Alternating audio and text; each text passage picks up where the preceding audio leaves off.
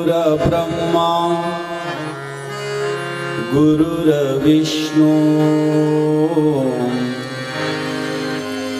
गुरुर्देवो महेश्वरा गुरुर्साक्षात् परब्रह्म तस्मै श्री गुरवे नमः। वक्रतुंड महाकाय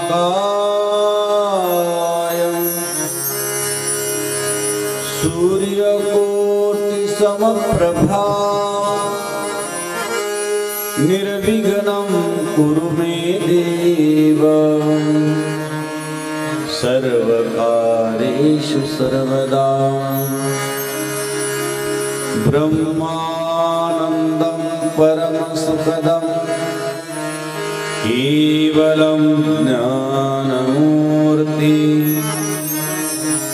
द्वन्द्वातीतं गगनसदृशं तत्त्वमस्यादिलक्ष्यम् एकं नित्यविमलमचलं सर्वदी साक्षभूतं भावातीतं त्रिगुणरहितं सद्गुरुं तन्नमामि।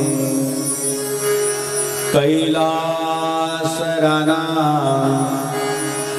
शिवचंद्रमौळे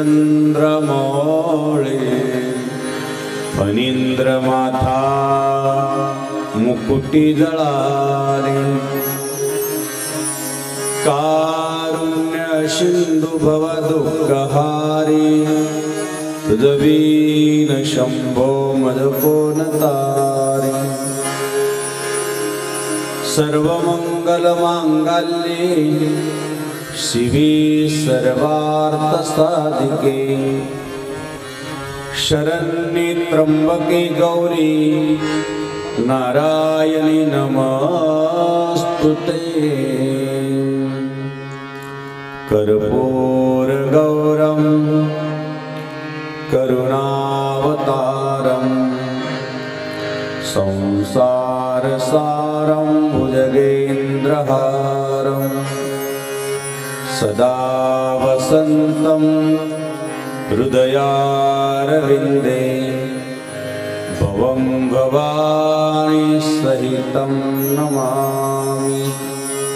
ओम नमः पार्वतीपते हर महादेव। गोपाल कृष्ण भगवान श्री गुरुदेव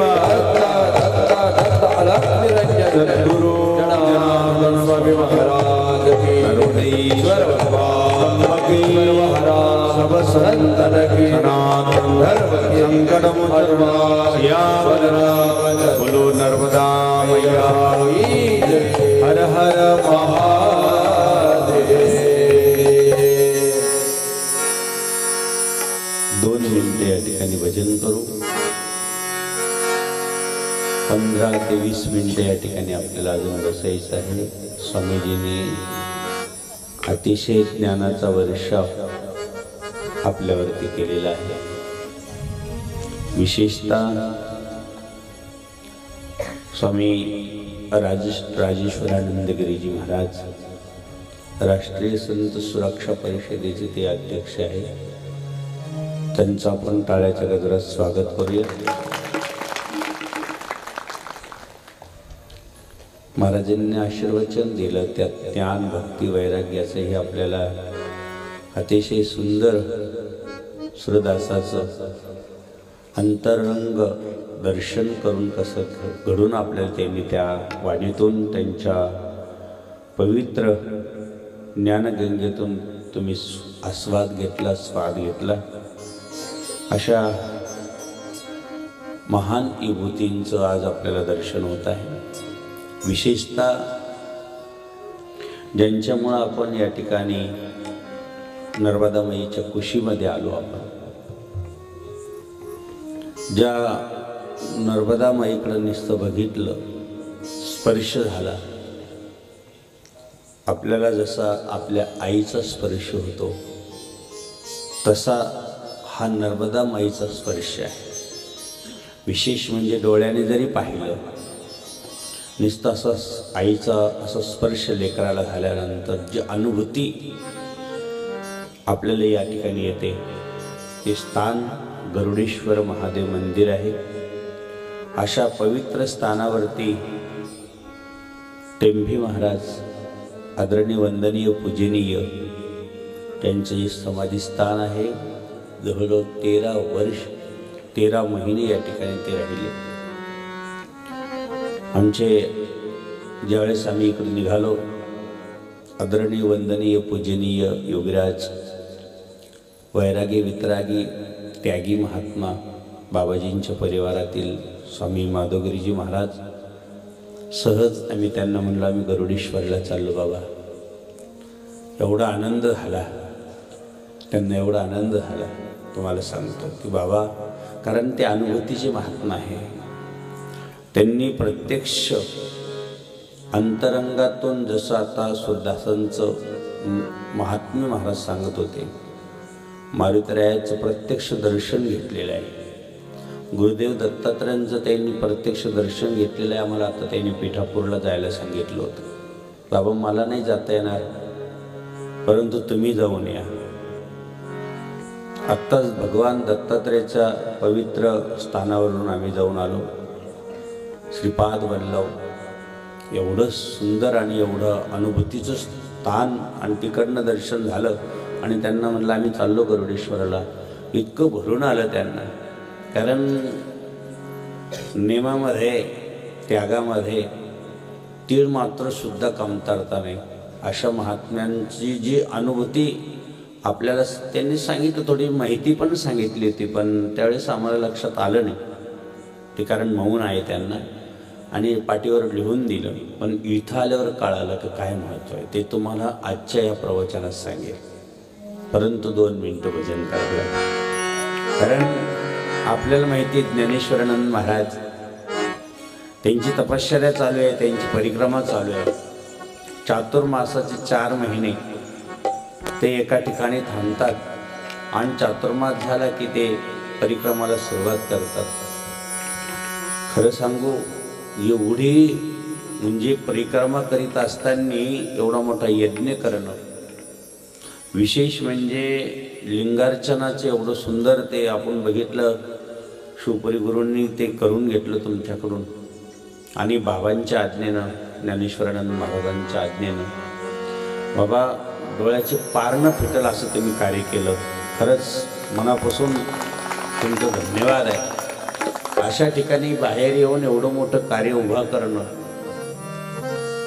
खरंच सद्गुरू जनार्दन स्वामींनी नाशिक जिल्हा आणि त्यातल्या त्यात निफाड तालुक्याला काय वरदान दिलं असेल। किती मोठं कार्य असो, किती मोठं त्यांच्यावर असं धनुष्य ठेवा ते तोलवल्याशिवाय राहणार नाही अशी शक्ती त्यांच्यामध्ये दिली। किती दुर्दैव, खूप बरं वाटलं, डोळ्याचे खरंच पार न फिटले। एवढा मोठा यज्ञ, एवढे शिव आणि इतकं शास्त्रयुक्त येते।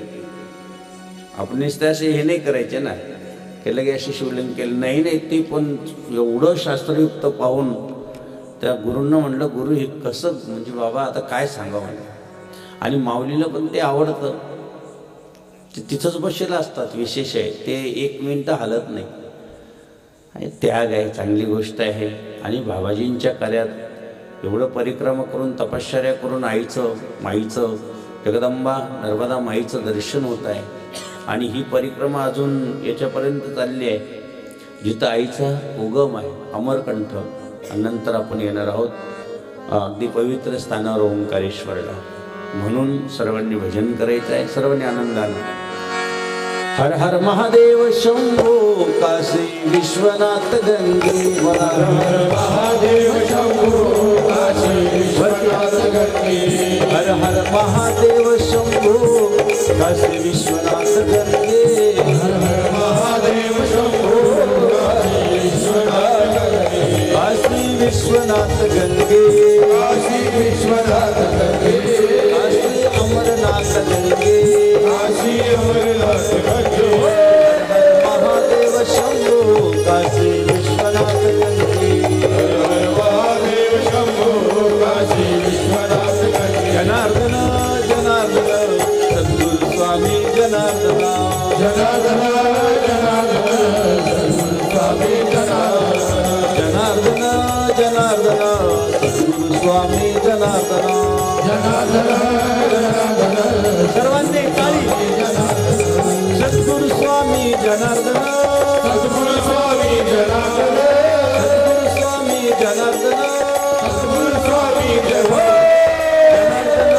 जनार्दन सद्गुरु स्वामी जनार्दन जनार्दन जनार्दन जनार्दन सद्गुरु स्वामी जनार्दन सद्गुरु स्वामी ओम नमः पार्वती पति श्री गुरुदेव सद्गुरु जनार्दन स्वामी महाराज बोलो नर्मदा मैया की नर्मदे नर्मदे नर्मदे भाग्यवान आहात आपण राष्ट्रसंत सद्गुरु जनार्दन स्वामी बाबाजींच्या कृपेनं सद्गुरु जनार्दन स्वामींचे शुभ आशीर्वादाने या पवित्र पावन भगवान दत्तात्रेयचं या ठिकाणी सुंदर असं मंदिर आहे।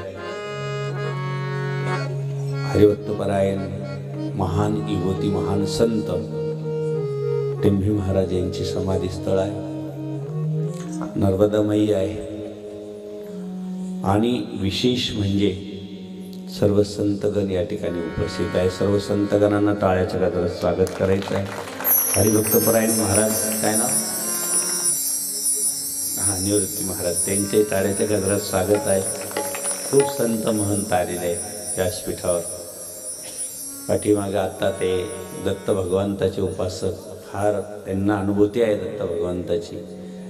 गारे महाराज आपण खाली बसतात आले असते वरतीवर ठीक आहे। हे बघा बाबाजींच्या विधीमध्ये एक मंत्र आहे तो सर्वांना माहिती आहे। कोणता आहे तो? ओम नर्मदाय नमः म्हणा। ओम नर्मदाय प्रात नर्मदाय नमो निशी नमस्तुते नर्मदे। किती गोड मंत्र आहे, बाबाजींनी विधीत आणून ठेवलेला आहे, आपल्याला काहीच माहित नव्हतं। आणि विशेष म्हणजे निश्चित नर्मदाय नमः नर्मदाय नमः नर्मदाय नमः असं बाबाजी म्हणले की सर्प उतरून जातो। म्हटलेलं आहे ना ओम नर्मदाय नमः प्रात नर्मदाय नमो निशी नमस्तुते नर्मदे। किती गोड हाक मारले गेली। तुभ्यम त्रायी सर्पता सर्पाचं विष उतरतो म्हणजे कोणाला कुठली भीती राहत नाही जे नर्मदामाईकडे चालतात। परिक्रमा करताना परिक्रमावासींना माहिती आहे काय अनुभूती येते।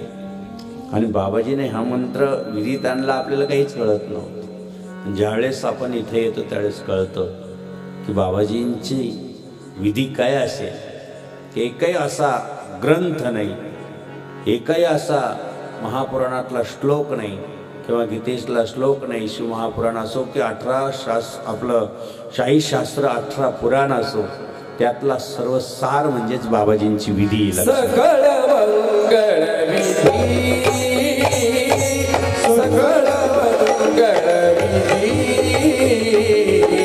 जनहितकारक जनमुदार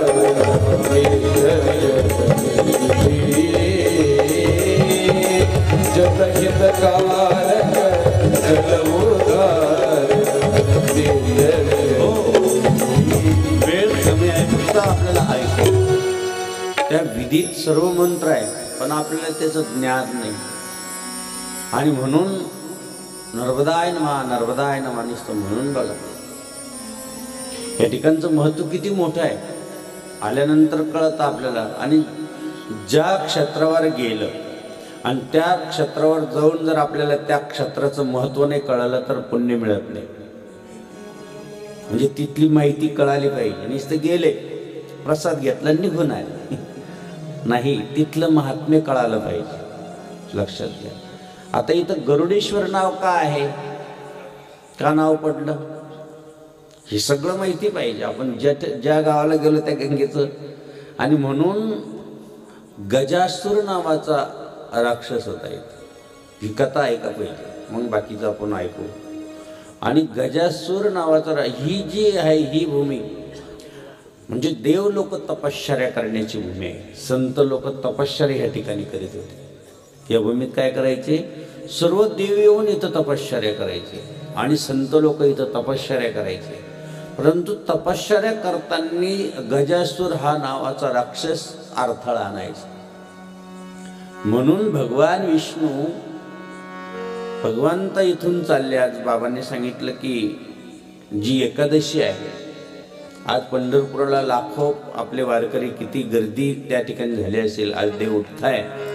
आषाढी कार्तिकी भक्त गण येती, पंढरीच्या वाळवंटी संत घोडावती, संत घोडावती, संत घोडावती. विठ्ठलाचे नाम घेता, विठ्ठलाचे नाम घेता, भक्त होती रंग. राधागिरी राजे माझा सखा पांडुरंग, राधागिरी राजे माझा सखा पांडुरंग. अभिर गुलाल उधळी रंग, अभिर गुलाल उधळी रंग, राधागिरी राजे माझा सखा पांडुरंग, राधागिरी राजे माझा सखा पांडुरंग. म्हणून आजची एकादशी आहे आणि आपण सर्वांनी स्नान केलेलं आहे. आपल्याकडं कार्तिकी स्नानाला किती महत्व आहे. आजी अगोदर ते एक तास घडलं, पहिल्यांदा माऊली बाबांनी बसवला म्हणत्या. माऊली बाबा मी आज खुदच बसलो नव्हतो, कुठे गेले माऊली बाबा? अजून बसलो नव्हतो. बरं ठीक आहे, ती पूजा बिजा झाली, पण ते जे डोक्यावर ठेवलं तिथून पाणी टाकलं, धन्यवाद म्हणलं. नाहीतर कोणाला आम्ही असे स्नान घालून दिले नाही अजून. परंतु आता ते एक गोष्ट लक्षात घ्या, 3 ठिकाणी नाही म्हणायचं नाही. आतापर्यंत काही असो, एक नर्मदा माईचं पात्र असो की कुठल्याही गंगेचं पात्र असो, तिथं तुम्ही आपलं मोठंपण दाखवायचंच नाही. तिथं सगळं विसरून जायचं. तिथं काहीच म्हणायचं नाही. तिथं नम्र झाला होता, नम्र. हो बस लक्षात घ्या, ऐका फक्त सुरुवात. तिथं अजिबात नाही. तिथं काही असो, नर्मदेच्या पात्रेमध्ये दोष नसतो.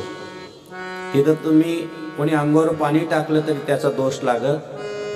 तिथं मंदिरामध्ये प्रवेश केला तर तिथं आपलं पण दाखव सगळं विसरून जायचं. तिथं देवापुढंच नतमस्तक व्हायचं. अनेक वाहनात बसलं तिथं दोष नाही. अनेक नौकेमध्ये, कशामध्ये, नौकेत बसलं गपचित बसायचं. बरोबर, इकडं कोण बसलं तिकडं कोण बसलं काही पाहायचं नाही. या 4 गोष्टी काहीच दोष नसतो. म्हणलं चला काही चाळणी धरा, कोणी काही धरा, टाका पाणी, काहीच हरकत नाही. आपल्याला काही पण खरं आहे का नाही. म्हणून काही गोष्टी आपल्याला शास्त्राच्या माहिती असल्यामुळं काही वाटत नाही. परंतु माऊली बाबाने बसवलं चौरंग फार मोठे काय पहिल्यांदाच पाहिले. आपल्या महाराष्ट्रात नाही एवढे मोठेले, आपल्या महाराष्ट्रात तिकडनं एवढे मोठेले चौरंग वा. आणि म्हणून त्या ठिकाणी स्नान एकदम शास्त्रयुक्त, पूजा सगळं काही गोष्ट झाली. फक्त इथलं महत्व ऐकायचं आपल्याला की गजासूर भगवंत चालले आणि सांगितलं गरुडा हा गजासूर नावाचा राक्षस आहे, याच्याशी युद्ध कर. युद्ध झालेलं आहे. गरुडाचं भगवान विष्णूचं आणि यांचं नाही झालं, गरुडांचं कोणाचं झालं, गजासुराचं. मारला गेला, त्याचे 2 तुकडे झाले. जी कवटी आहे ह्या बाजूनी पडली. म्हणून काय नाव आहे, कवटेश्वर. कोटेश्वर ना, बरोबर. हां, इथं हे आहे. आणि विशेष म्हणजे जे शरीर आहे गजासुराचं ते पात्रात पडलं होतं. ते पात्रात पडल्यानंतर ते विरघळलं. शरीर काय झालं, पूर्ण विरघळलं. आणि विरघळल्यानंतर त्या आईनं, नर्मदा माई येते तिथं, राक्षस असो कोणी असो सगळ्याचा उद्धार करणारी ती. परत त्याला एक दिव्य शरीर प्राप्त झालं. कोणाला? राक्षसाला. या भूमीत त्या आईनं त्याला दिव्य शरीर मिळाल्यामुळं अक्षरशः भगवान शंकराची आराधना केली त्यांनी आणि एकच सांगितलं की बाबा ज्याने मला मुक्ती दिली त्याचं मंदिर इथं पाहिजे. कोण म्हणतंय? गजासूर म्हणतंय. म्हणून इथं कोणतं देव आहे? गरुडेश्वर. काय नाव आहे?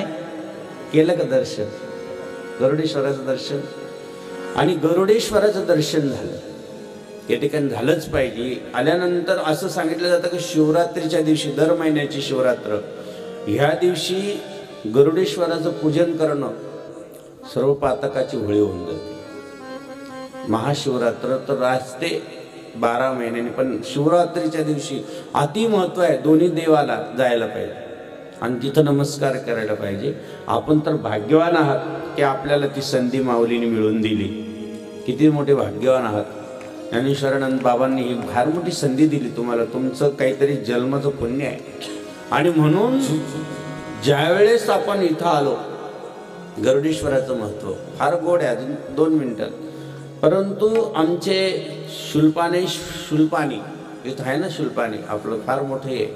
तिथं स्वतः आमचे टेंभे महाराज आले आणि भगवान दत्तात्रयाने सांगितलं की आता तुम्ही कुठं जा? गरुडेश्वराला जा.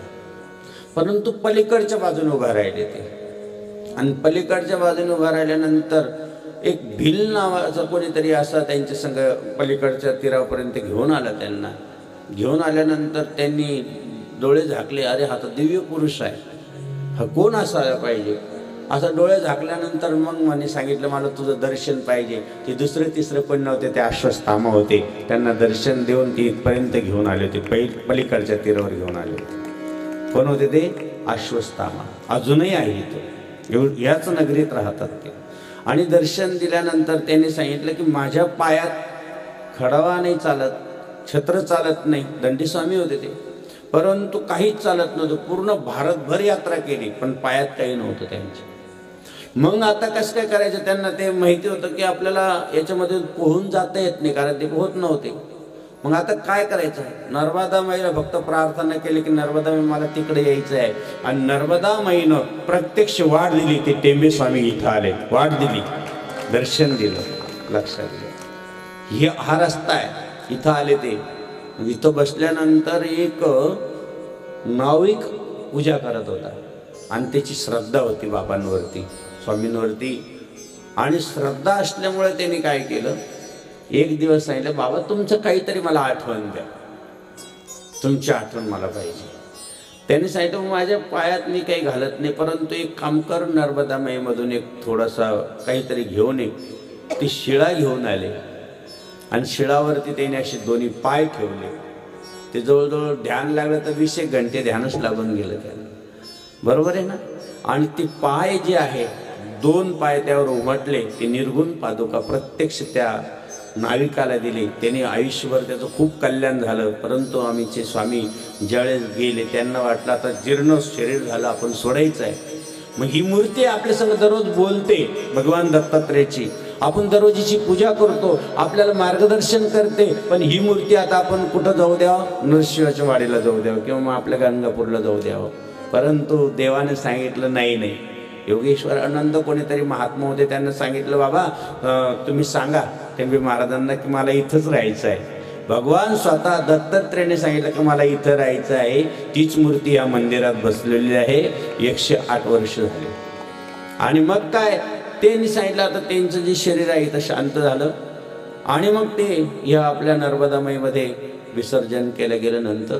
परंतु त्या नाविकाला वाटलं की आता काय करायचं, हे आपलं तर कल्याण झालं पण जगाचं कल्याण व्हावं, म्हणून ती जी पादुका दिलेली होती ती या ठिकाणी ठेवलेली. घेतलं दर्शन सगळ्यांनी? नाही घेतलं ना? 2 पादुका आहे बघा इथं. ते प्रत्यक्ष निर्गुण पादुका आहे. आपण सकाळी दर्शन घेतलं या बाजूला. त्या पादुकाचं दर्शन घ्या. स्वतः बाबांनी ठेवलेली ती पादुका आहे. आपण सर्वांनी तिथं नमस्कार केला पाहिजे. तिथं आहे बघा मंदिरात, दत्त मंदिराच्या समोर आहे. म्हणून ह्या गोष्टी आज आपल्याला महाराष्ट्राला माहिती पाहिजे की काय संत असतात, काय महात्म्य असतात, त्याचं महत्त्व काय असतं. या अशा पवित्र स्थळावरती आपण येऊन आज जप तप करतो आहोत.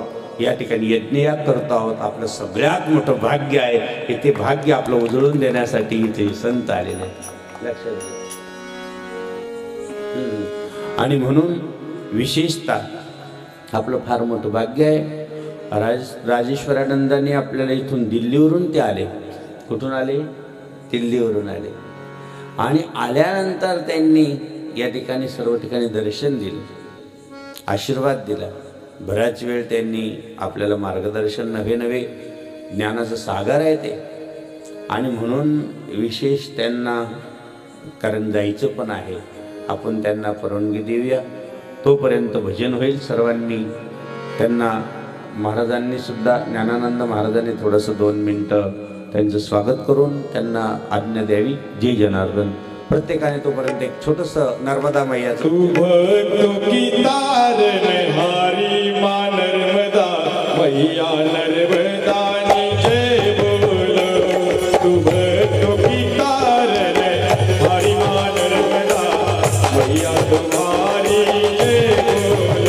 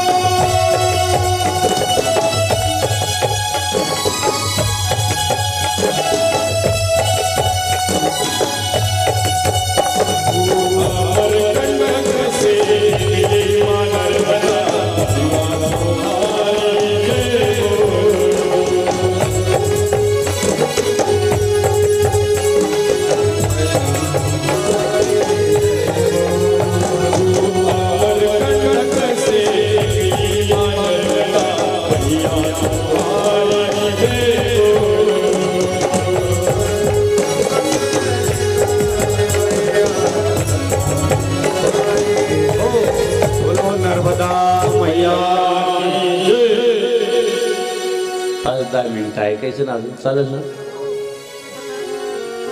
ऐकायचं.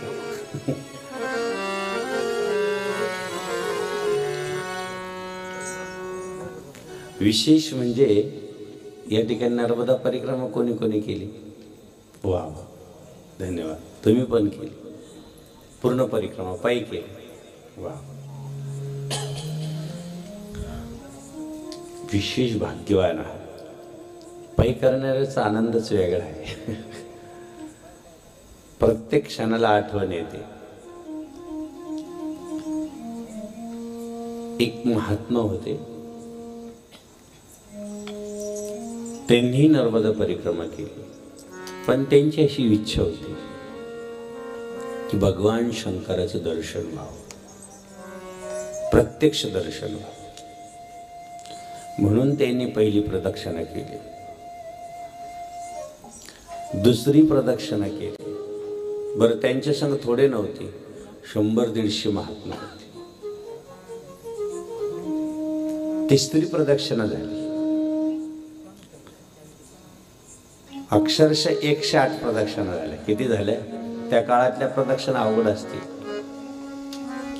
आणि ज्यावेळेस 108 प्रदक्षिणा झाल्या, नर्मदा माईच्या अशा जवळ आले आणि सांगितलं, मैया मी तुला फक्त एकच विनंती केली होती की मला भगवान शिवाचं दर्शन पाहिजे.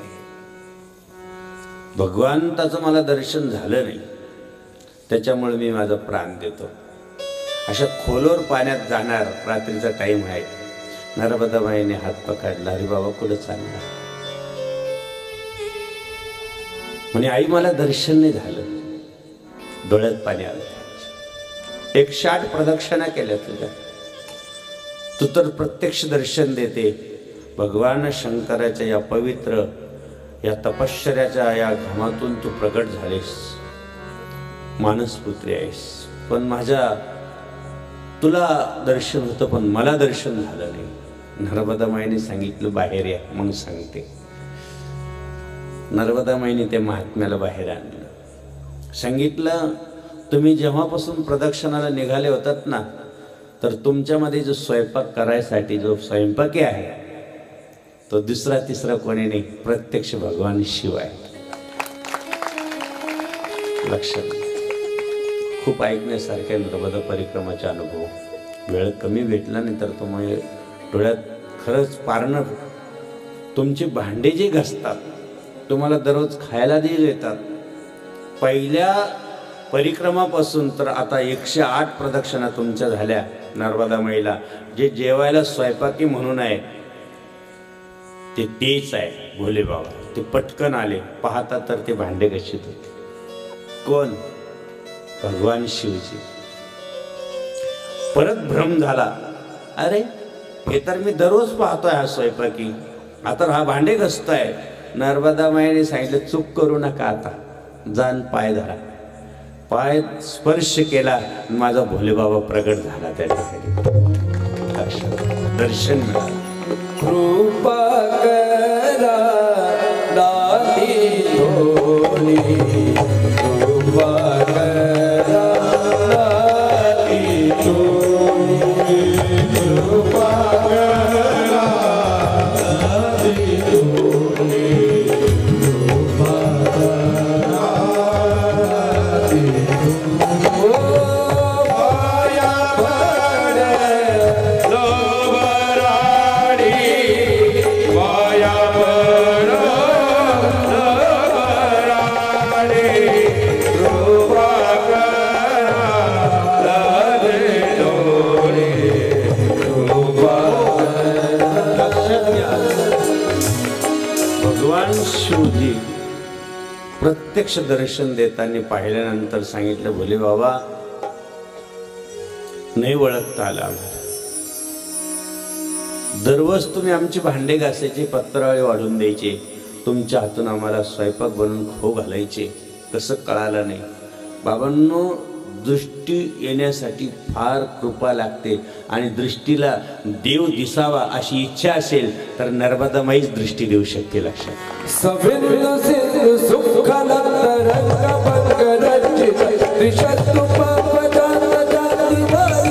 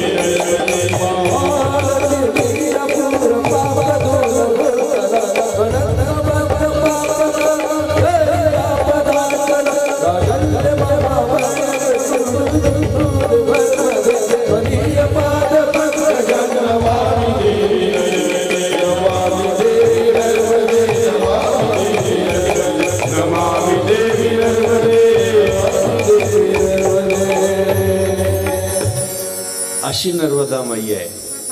तिच्या कुशीत आपण आहोत. आणि ज्यावेळेस दर्शन झालं त्यावेळेस ते महात्मा, सांगा देवाचं दर्शन झाल्यावर परत जाईल का कोणी घरी? आता समजा तुम्हाला नर्मदा माईने सहज झलक दिली तर काय वाटेल तुम्हाला? सहज नुसता स्पर्श झाला, किती शिनभाग झाला असेल तुमचा, किती थकून आला असेल, पण नर्मदा माईमध्ये डुबकी मारा बरं, काय होतं? भाग गेला शिनेला, भाग गेला शिनेला,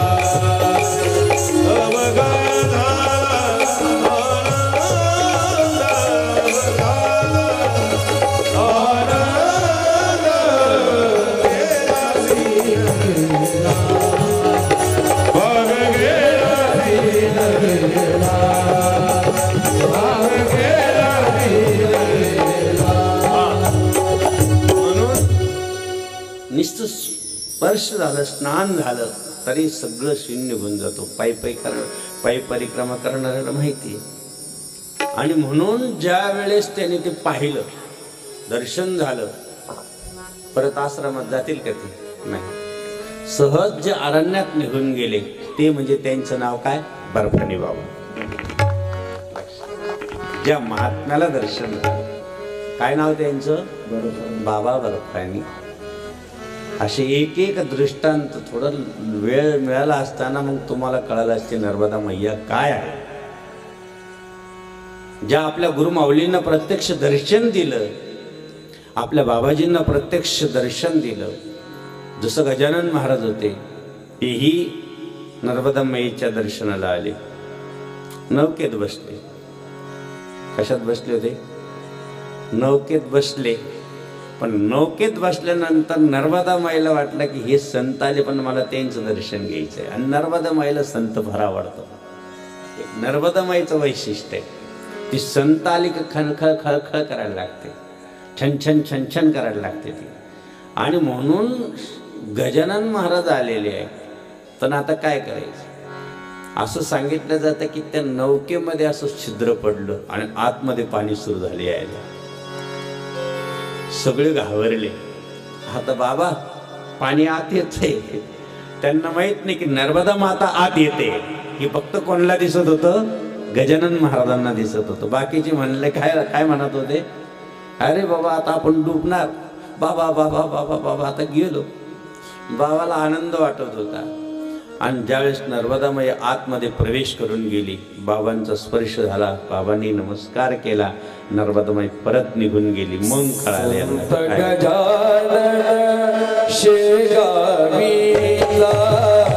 योगी गजानन शेगावीचा, संत गजानन शेगावीचा, योगी गजानन शेगावी. गण गण गणात बोले, गण गण गणात बोले, गण गण गणात बोले, गण गण गणात बोले. लक्षात घ्या, आपल्या बाबाजींचं काल दृष्टांत सांगितलं, तुम्हाला ऐकलं ना सर्वांनी? काल किती छान दृष्टांत होता की नर्मदामाईच्या त्या चक्रतीर्थामध्ये बाबाजी आतमध्ये गेल्यानंतर नर्मदामाईने कशी वरती आणले. म्हणून बाबाजीला नर्मदा म्हणलं का फार आवडायचे. आणि आमचे बरेचसे संत महंत ओंकारेश्वरला कायम येतात. त्यांना माहिती आपले गुरुमाऊली या ठिकाणी ह्या जागेवर, पण अजून आम्ही त्या ठिकाणी काहीच केलं नाही. लांब खूप मोठमोठे आश्रम झाले, परंतु ज्या ठिकाणी आमची माऊली बाबाजी त्या नर्मदा माईने जिथं दर्शन दिलं तिथं आम्ही अजून कुठल्याही प्रकारचा अजून एखादा स्तंभ सुद्धा उभा करू शकलो नाही. की आमची माऊली इथं ती जागा देऊ शकतात थोडीशी आपल्याला, की आमच्या माऊलीची या ठिकाणी आईनं आम्हाला दर्शन दिलं, गुरु जनार्दन स्वामींना दर्शन दिलं, ही जागा आहे, तिथं कोणीच काही म्हणू शकत नाही, सगळं त्यांना. परंतु आम्हाला कोणालाच प्रेरणा होईना की ह्या ठिकाणी आपण काहीतरी करावं.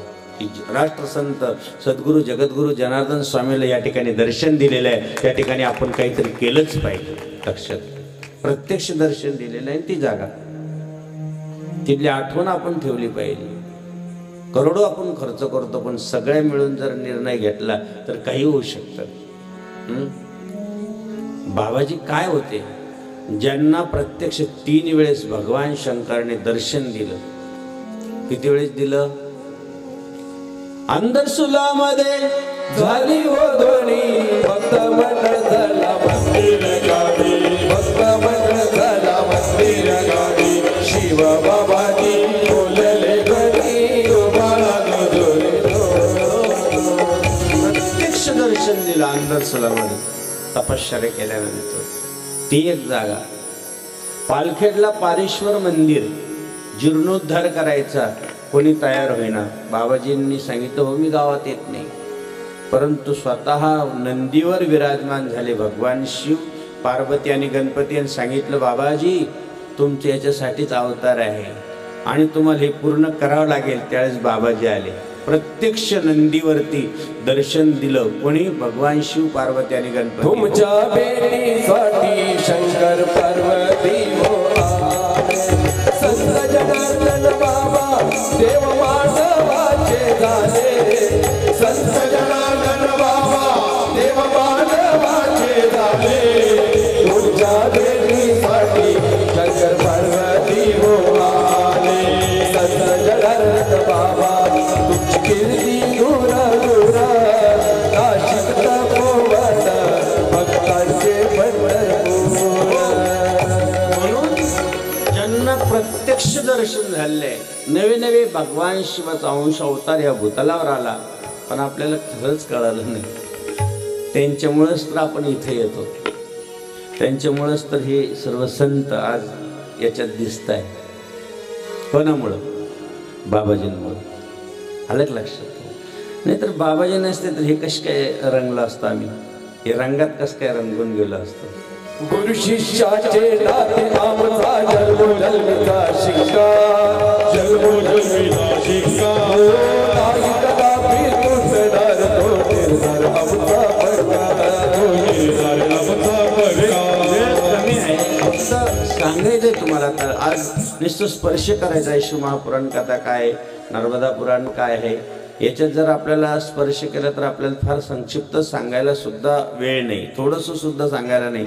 पण काय आहे शिवमहापुराण कथा, काय नर्मदा पुराण, आमच्याकडे दोन्ही ग्रंथ समोर आहे, पण ते त्याला लागतात 7-8 दिवस कमीत कमी महाराज. बरोबर आहे की नाही? सांगा, जनार्दन बाबा माऊली नसते, त्यांचा अवतार झाला नसता तर आपण या व्यासपीठावर येऊन बसलो असतो. काय नर्मदामाई कळाली असते आपल्याला? हां, परिक्रमाला तुम्ही कशाला आले असते? कृपा झाली ना त्यांची. काही असो, ते नांदुर्डी म्हणजे सगळ्यात भाग्यवान गाव बरं का. सगळ्यात नांदुर्डी म्हणलं का आम्हाला आवडतं गाव. सगळ्यात जास्त श्रमदान जर केलं असेल तर नांदुर्डी गावाने केलं. उगावणी ह्या भागातून ते सगळ्यात जास्त बाबाजींकडे लोक जायचे. नांदुर्डीची नांदुर्डी नांदली तर खूप नांदती. नांदुर्डी नांदली तेवढी नांदती. म्हणून नांदुर्डीचं फार भाग्यवान रत्न आपण बाबाईच्या कार्यात दिलं. हे फार मोठं भाग्यवान आहे, काय सांगा तुम्हाला. हां, आणि विशेष म्हणजे संतांचा सहवास त्यांना मिळाला. आमच्याकडे परमपूज्य महामंडलेश्वर शांतिगिरी महाराज असो, परमपूज्य माधुगिरीजी महाराज असो, परमपूज्य मधुगिरी बाबा, हे सगळे संत आहे. जनार्दन स्वामींच्या नंतर यांनी चांगलं कार्य केलेलं आहे आणि त्याच्यानंतर ही चांगली परंपरा सुरू झाली. आपण त्यांच्या टाळ्याच्या गजरात सुरुवात केली, टाळ्याचा गजर त्यांचा केला पाहिजे की आज किती त्याग करताय. आपल्याला एक दिवस घर सुटत नाही हो. आपल्याला उद्या पहा, आता तुम्ही बऱ्याचशाने पिशव्या भरून ठेवले असते. खरं खरं सांगा, म्हणजे उद्या जायचं तर आजच तयारी आहे. इकडचं बॅग ते, अरे त्याने सर्व सोडलं. जे वस्त्र देतात ते दुसऱ्यांनीच अंगावर दिलेलं आहे त्यांच्या. लक्षात घ्या, ते सुद्धा नाही परिक्रमामध्ये. एवढा ते आता एवढा खूप मोठा कार्यक्रम होईल, पण उद्या एकटेच चालतील. उद्या फक्त एकटे निघाले. आज आपला सगळा हा मेळा आहे ना, इथून चल ना घरी. पण म्हणणार नाही की बाबा आपण कमीत कमी 1 महिना सगळे थांबू आणि माऊली संग चालू. असे कोण कोण आहे?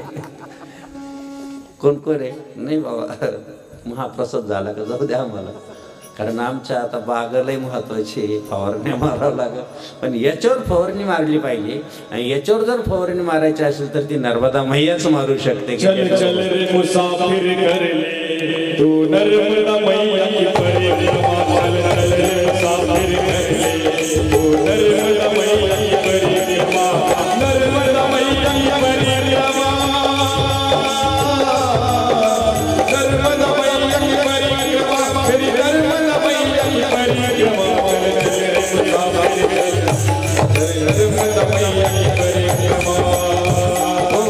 लंबा ये रास्ता है तेरा, राह में भी जाने दे, लंबा ये रास्ता है तेरा, राह में भी जाने दे, पल पल आकर नर्मदा मैया मुझको बचा लिए, तू ही मेरी माता है,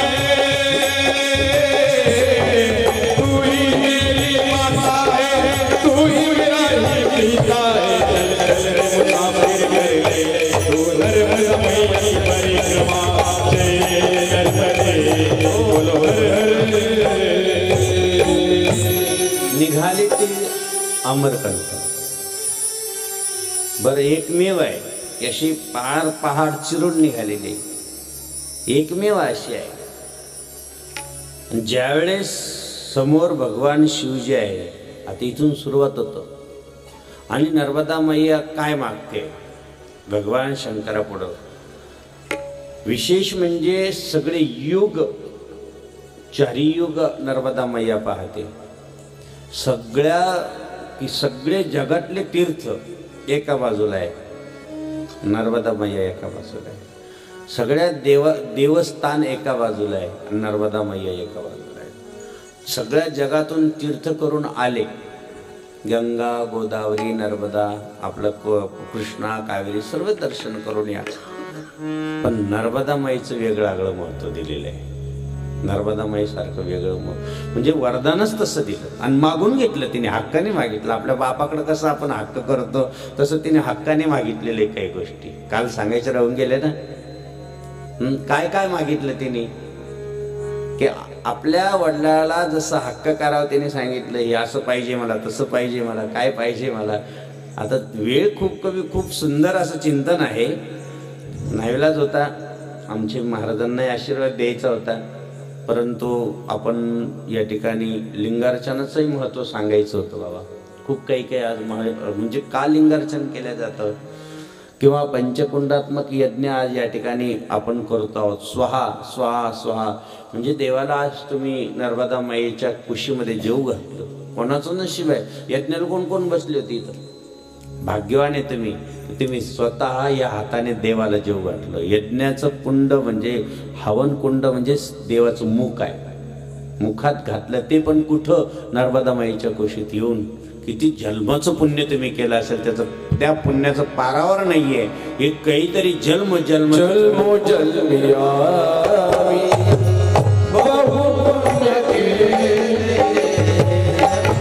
म्हणून जन्मजन्मीचं पुण्य तुम्ही केलं असेल. आणि आज निमित्त आपल्याला माऊली महाराज झाले, त्याने प्रेरणा दिली की चला आणि बघा काही करा पण तपश्चर्या करा.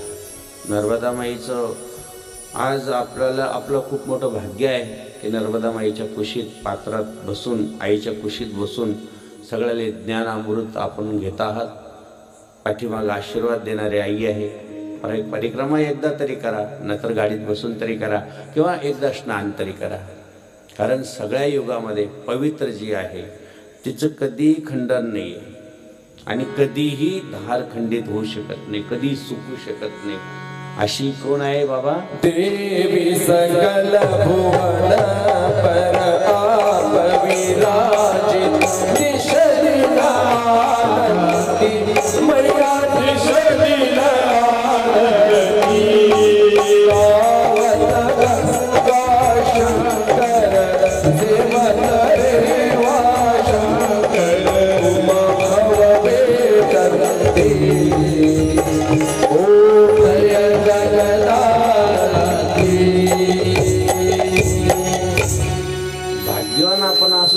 पुराणामध्ये एक कथा येते. आम्ही कुबेरेश्वराला गेलो होतो, कुबेरला दर्शनाला. कोण कोण जाऊन आलं?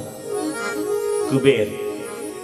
सांगा, गुणनिधी नावाचा तो एक सहज, आता ब्राह्मणाचा मुलगा आहे, जेवण घरातून काढून दिलं म्हणून जेवायला खावायला काही नाही. भगवान शंकराच्या पिंडीजवळ गेला, काहीच दिसत नाही, खायला काहीच नाही, भूक लागलेली आहे म्हणून धरला शर्टन फाडला, प्रकाश केला. भगवान भोले बाबा एवढा भोळे आहे, पण जेवढे म्हणतात तेवढे नाही आहे. अवघड दाणी पण आहे, लक्षात घ्या. ते कोणालाही प्रसन्न होणं म्हणजे सोपी गोष्ट नाही आहे, लक्षात. भगवान भोले बाबा लगेच प्रसन्न झाले. म्हणजे काय रे भाऊ, काय झालं? देवा देवा देवा, हे काय आहे? मी चोर आहे, मला काहीतरी भूक लागली म्हणून मी चोरी करायसाठी आलो. देवाने सांगितलं, तू चोर असू काही असू, परंतु इथं दिवा लावायलाच कोणी आलं नाही. तुम्ही कमीत कमी दिवा लावला. पडता प्रकाश ज्योतीचा, फाटा तुटेल कर्माचा. अरे बाबा, तू प्रकाश केला माझ्याजवळ, आणि माझ्याजवळ जो कोणी प्रकाश करतो मी त्याला कधीच अंधारात ठेवत नाही. जो देवाजवळ दिवा लावतो, दिव्याची आठवण आली म्हणून बोललो बाबांनो, की दिवे लावले ना तुम्ही, जे गंगा मैयाच्या नर्मदा किनारी तुम्ही जे दिवे लावले, निस्ता प्रकाश केला असेल. अरे त्याने फक्त शर्ट जाळला, काहीतरी दिसावं, खायला मिळावं म्हणून भगवान शंकर प्रसन्न झाले. आणि त्यांनी विचार केला की अरे मी चोर म्हणून चोरी करायसाठी आलो, मी थोडंसं प्रकाश करण्यासाठी माझा शर्ट जाळला, तर भोले बाबा प्रसन्न झाले, त्याच्यापेक्षा पूजा करून आयुष्यभर. म्हणून दुसऱ्या जन्मात तो राजा झाला. एकदा प्रकाश केला तरी.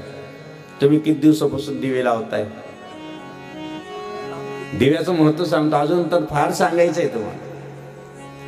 सहज चोरी करण्याच्या निमित्ताने करून जर तो पेटून, जर स्वतःचा शर्ट पेटून जर प्रकाश करत असेल आणि परमेश्वर प्रसन्न होत असेल, तर आम्ही जर या ठिकाणी यज्ञ करतो आहोत, या ठिकाणी दिवा लावतो आहोत, स्नान करतो आहोत, पूजापाठ करतो आहोत, लिंगार्चन करतो आहोत, त्याला आरती ओळखतो आहोत, काय पवित्र असेल हे कर कमळ तुमचे. घ्या लक्षात जरा. आणि म्हणून भगवंत प्रसन्न झाल्यानंतर तो दुसऱ्या जन्मात राजा होतो. आणि त्याला माहिती आहे ह्या जन्मामध्ये आपण जर आता चुकलो तर फार अवघड आहे.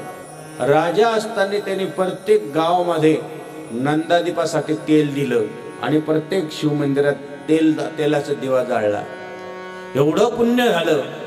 तिसऱ्या जन्मात भगवंत प्रसन्न झाल्यानंतर तोच कुबेर झाला. कोण झाला? कोणाच्या दर्शनाला जातो आपण? कुबेर कोण होता अगोदर? सांगा ना, कोण होता? सांगा. आता किती सुंदर कथा आहे. जर कुबेराच्या आपण दर्शनाला जातो, मग कुबेर बनवणाऱ्याच्या दर्शनाला गेले तर किती फायदा होईल? भोळा राजा शिव शंकर त्रिभुवनी त्रिभुवनी उदार. भोळा राजा शिव शंकर, भोळा राजा शिव शंकर, भोळा जय जय बसरा, जय बसरा. तरी पुरावी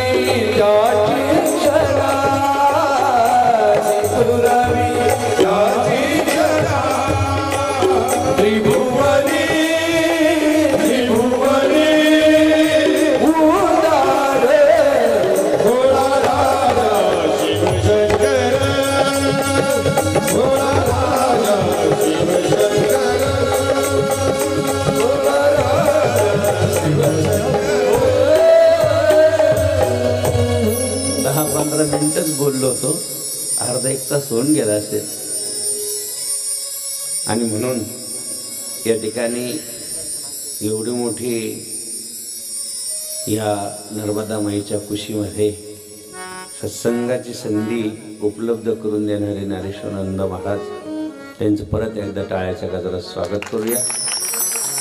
आम्हालाही भाग्य उजळलं असेल की नर्मदा माईच्या कुशीमध्ये, कारण नर्मदा का सब कंकर शंकर आहे, लक्षात घ्या. एक जरी इथून नंतर आता आपल्याला वेळ झाल्यामुळं ऐकू पुढच्या वेळेस. नर्मदा कसं कंकर काय आहे, इथून तुम्ही असा छोटासा जरी नेला आणि आपल्या घरात ठेवला तरी तो काय भगवान शिवजी आहे. म्हणून इथली थोडीशी जरी रेती आपल्या अंगाला लागली तरी भगवान शंकराचा तो आशीर्वाद आहे. भाग्यवान आहे. म्हणून जास्त लिंगार्चन ऐकायचं होतं पण आता शक्य नाही आहे. पुढच्या वेळेस नक्की सांगेल.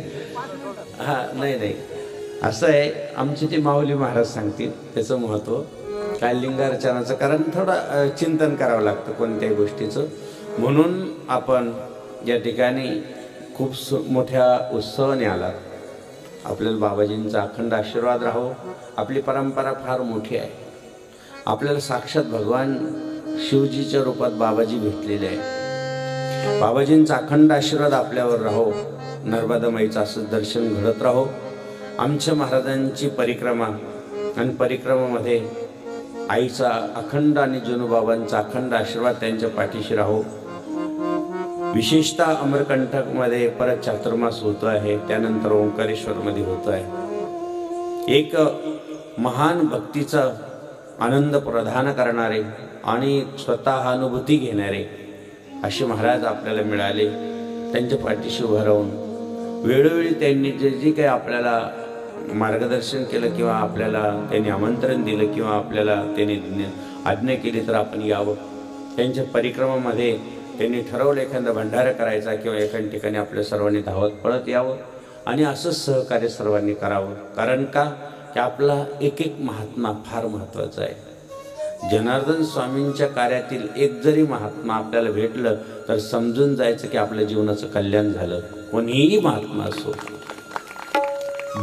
कारण एक त्यागमूर्ती, वैराग्यमूर्ती, कारण बाबाजींचा परिवार एक वैराग्यमूर्ती आहे, त्यागमूर्ती आहे. त्या संतांकडे पाहिलं का मन भरून जातं, पाहत राहावं वाटतं.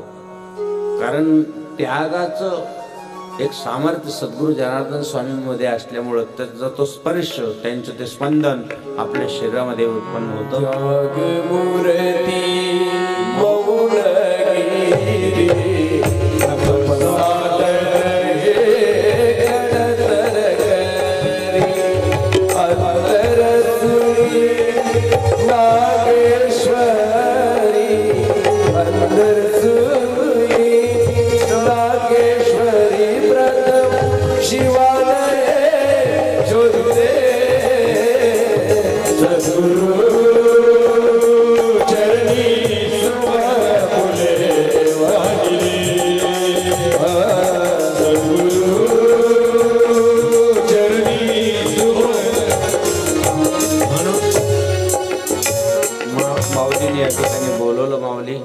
आम्ही एक सर्वसाधारण बाबाजीच्या गुरुकुलातलं लेकरू माऊली. हे जे जरी असले मंडलेश्वर किंवा कोणी म्हणतं राष्ट्रीय अध्यक्ष, कोणी म्हणतं नील पर्वत पीठाधीश्वर, ह्या काय आहे उपाध्या आहे, काय ह्या चिटकलेल्या. याला आम्ही महत्त्व देत नाही. आम्ही पहिल्यांदा एकच समजतो की जनुबाबाच्या गुरुकुलातलं लेकरू आहे.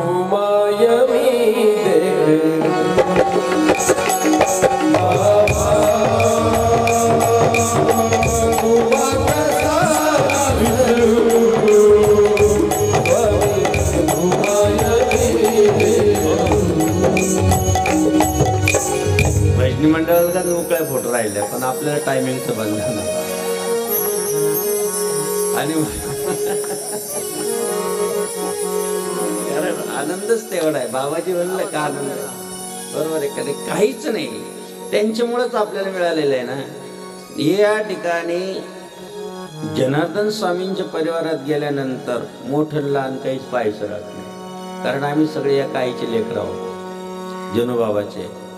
म्हणून तिथं काय बाबाला असं वाटलं असेल सुबीर बाबा येत आहे. आता आमची त्यांची जास्त भेट होत नव्हती. ते आळंदीला गेले, त्याच्यानंतर आमची परत निपाडला आल्यानंतर काही दिवस होते ते तिथंही त्यांनी 2-4 वेळेस बोलवलं. परत ओंकारेश्वरवरून जिथं असेल 2 मिनटं यावं. परंतु आम्हाला कार्यक्रम दररोजचे असल्यामुळं आम्हाला येत नव्हतं. पण आज असा आनंद झाला प्रत्यक्ष ज्यावेळेस त्यांच्याकडे पाहिले, ते असं वेगळं म्हणजे एकदम निरागस स्वरूप आहे त्यांचं.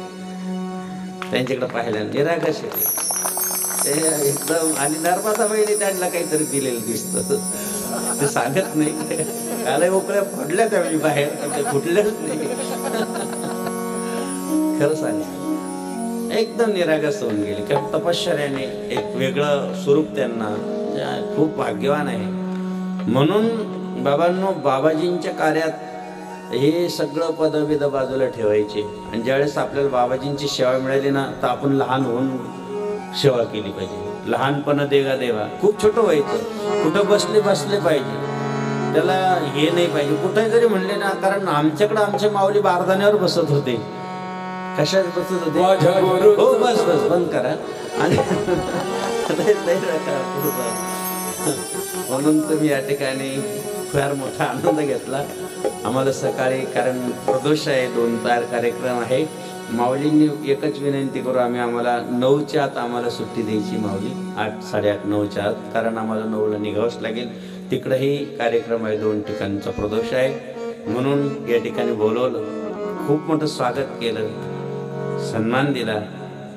आणि म्हणून बाबाजींची कृपा आहे, आशीर्वाद आहे. असाच सहवास राहू द्या, असंच नर्मदा माईचं तुमच्या निमित्तानं दर्शन घडू द्या. अजूनही कुठंही बोलवलं तर नक्कीच दुडदुड पळत येऊ, कारण आहे खरंच. केव्हाही बोला, सगळं सोडून येऊ. लोकांनी वाढदिवस सोडून, तुम्ही म्हणलं कशाचा वाढदिवस आमचा? काही नाही. नर्मदा माईने जर बोलवलं याच्यापेक्षा कोणता वाढदिवस राहणार? स्वतः आईने बोलवलं, चला महाराज त्यांच्या निमित्तातून. म्हणजे याच्यापर्यंत काय सगळ्यात मोठं भाग्य उजळवलं, सगळं सोडून द्या, आता पळा. आई हाक मारते आहे. आणि म्हणून अशा पवित्र स्थानावरती, जिथं अगदी ओलाय आहे, तपश्चर्याचे या ठिकाणी लाखो साधू संतांनी, नवे देवांनी सुद्धा या ठिकाणी तपश्चर्या केली. अशा भूमीत आपल्याला मुक्काम करायला भेटतो. या भूमीची रजकण आपल्या अंगाला लागतं. कितीतरी जन्माचं पुण्य आहे. आणि बाबांनो, अशी संधी कधीच सोडू नका. ज्या वेळेस त्यांचं चातुर्मास येईल त्यावेळेस सगळं विसरून जा आणि लवकरात लवकर आपण त्या कार्याला उभारणी करण्यासाठी सर्वांनी उभा राहा, एवढीच सर्वांना विनंती. जय जनार्दन. आम्हाला आमंत्रण देण्यासाठी वकील साहेब ते सर्व आले होते. आमचे नांदुर्डीचे जे शाही सगळ्यांचा प्रचार प्रसार करतात, हे एक असं आहे माध्यम की पूर्ण परिवाराला दररोज प्रवचन ऐकायला भेटतं. झालेली सेवा सद्गुरूंच्या पवित्र चरणी समर्पित करून या ठिकाणी हा आदर आतिथ्य सद्गुरू बाबाजींच्या कार्यातला सर्व संतांचा ठेवला. सर्व संत या ठिकाणी उपस्थित आहे. परत एकदा संतांचं आपण टाळ्याच्या गजरात स्वागत करू आणि आरती घेऊया. आरती फक्त गणपती बाप्पाची, बाबाजींची आणि नर्मदा माईची घ्या, ही सर्वांना विनंती. जय जनार्दन. आरतीसाठी सर्वांनी जागेवर उभं राहायचं.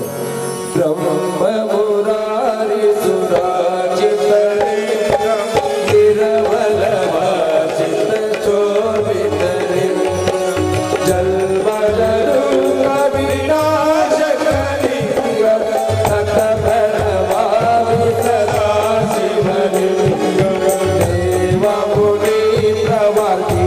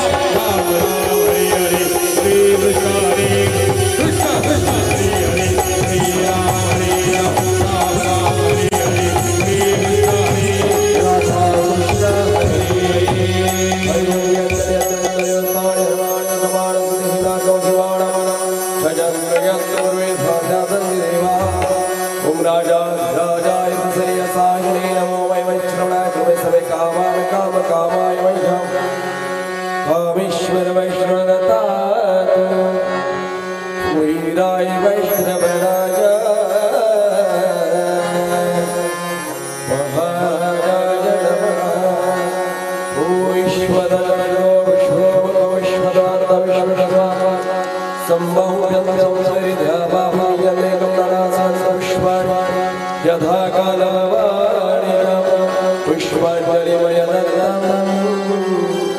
गृहाणि परमेश्वर गोपालकृष्ण भगवान सद्गुरु जनार्दन स्वामी नर्मदेश्वर भगवान ब्रह्मकेश्वर संकट